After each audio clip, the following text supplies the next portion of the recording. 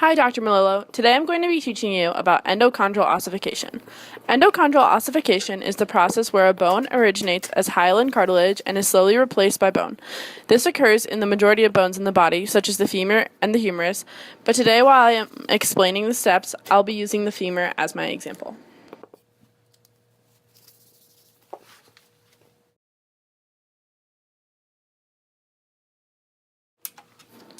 There are 7 steps to this process. In the first step, chondrocytes, also known as cartilage cells, move to the medial portion of the shaft and grow rapidly. The lacunae, also known as small divots that the chondrocytes fill, expand in size and the matrix is reduced.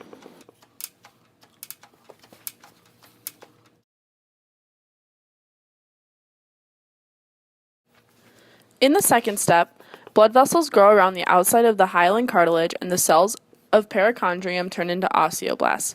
Osteoblasts are immature cells and their job is to produce collagen fibers. The perichondrium then turns into periosteum because it is covering the outside of bone, not cartilage.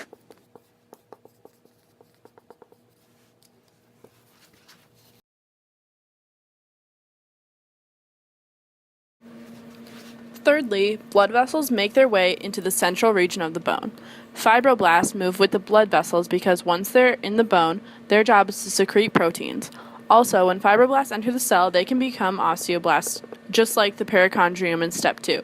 The only difference between the perichondrium and the fibroblasts is that this step is inside the bone. This bone formation begins as spongy bone at the primary ossification center.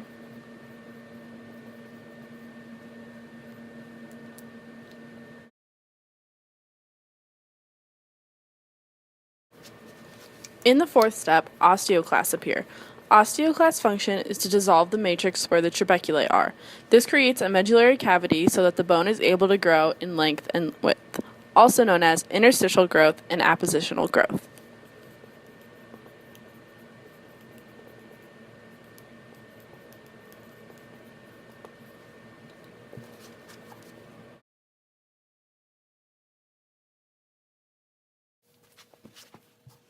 In the fifth step, osteoblasts and capillaries move to the epiphyses, also known as the ends of the bone, to create secondary ossification centers.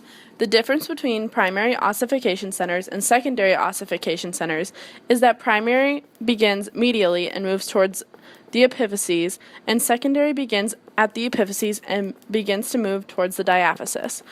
By this point, the medullary cavity is completely compact bone, which means it's filled with osteons, because osteons are the basic unit of compact bone.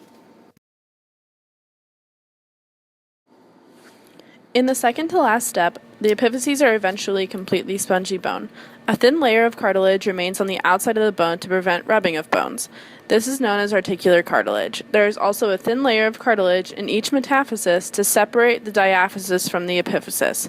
This is known as the epiphyseal cartilage or the epiphyseal plate.